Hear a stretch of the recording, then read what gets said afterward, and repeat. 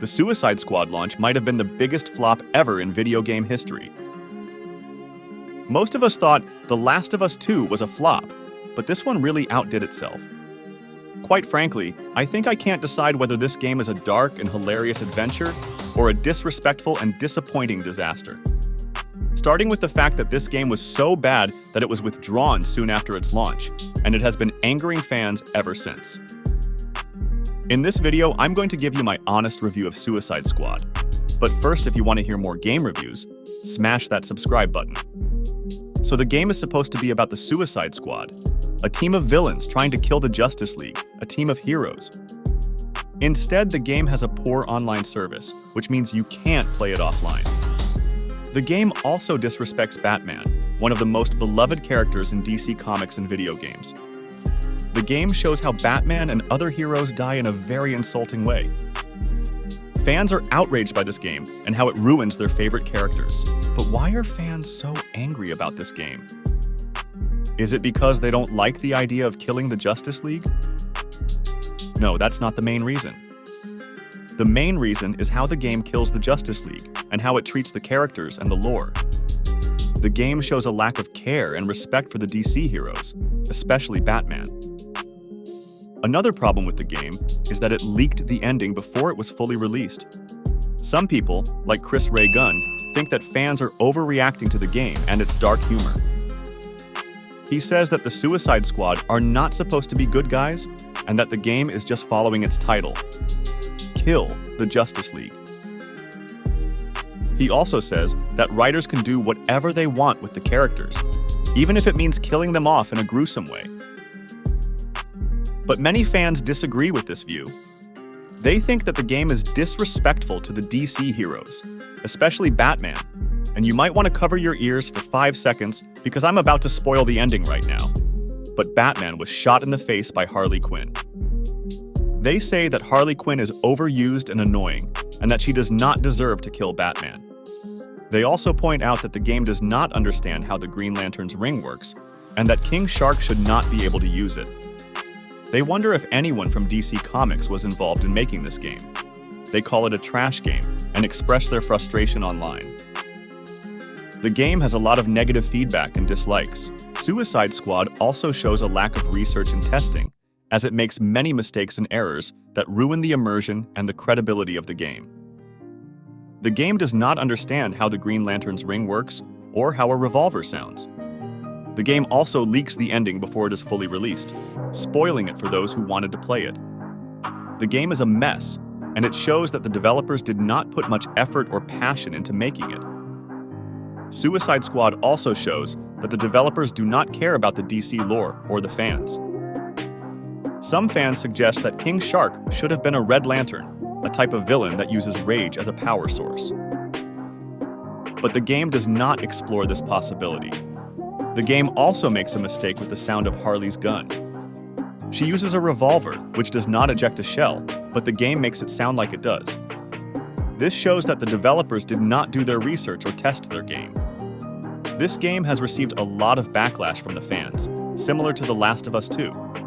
For those who haven't played it, the story is based on the death of Joel, who was the main character of the first game. He dies in a very violent way, at the hands of a new character named Abby, who is later revealed to be the daughter of a doctor that Joel killed in the first game. The Last of Us 2 and the Suicide Squad games are similar because they failed to meet the expectations of the fans. They are games that have betrayed the characters and the stories that the fans loved. They are games that have used shock and violence to manipulate the emotions of the players, but not in a meaningful or satisfying way. Don't mean to go off on a rant here, but regarding the Suicide Squad game, there's a clip from a previous Batman game where Batman sacrifices himself to save Gotham. This contrasts with the game's version of Batman, who dies in a cheap and disrespectful way. The game does not honor Batman's legacy or character. The game is not for the fans, but for the critics who like dark and edgy stories. The game is garbage, and the fans are angry. The Last of Us 2 and the Suicide Squad games are examples of how not to make a sequel or a spin-off. They are examples of how to ruin a franchise and alienate the fan base. They are examples of how to waste the potential and the talent of the developers and the actors. They are examples of how to make a bad game. And they are examples of why you should not buy them or support them. But that's just my opinion. The game also shows a double standard in how it treats the heroes. Wonder Woman is the only one who gets a respectful death, where she sacrifices herself to save the others. The game does this because she is a woman, and the developers do not want to offend anyone. But the game does not care about the male heroes, like Flash and Batman, who are killed in humiliating ways. The game even has a scene where one of the villains urinates on Flash's corpse. The game does not respect the heroes or their fans.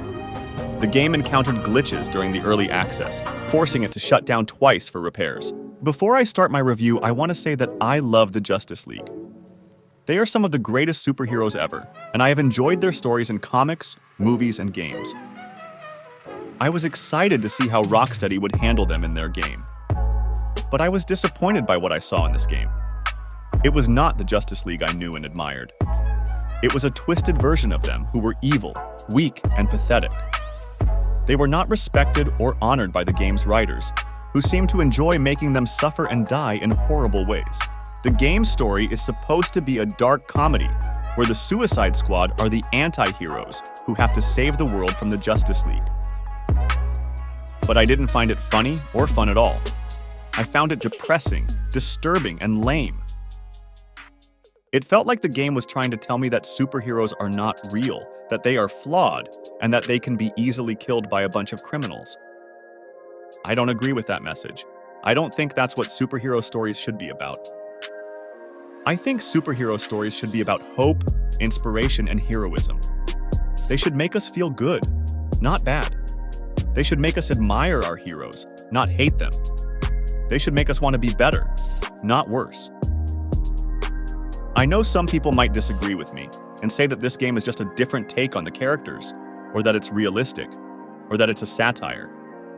But I don't buy those arguments. I think this game is an insult to the Justice League, to the fans, and to the genre. I think this game is a wasted opportunity and a missed chance. That's not to say that the game is totally bad. There are some things that I like, such as the gameplay, the graphics, and the cosmetics. The game is fun to play, and it looks great. The game also has a lot of customization options, and you can unlock different outfits and weapons for your characters. I appreciate that, and I think that's a nice feature of the game. So, that's my review of Suicide Squad. I'm not trying to hate on the game, or the developers, or the people who like the game. I'm just sharing my personal opinion, and I hope you can respect that. If you have a different opinion, or if you have any questions, feel free to leave a comment below. I'm always open to hearing other views and having a civil conversation. Thank you for watching, and I'll see you in the next video.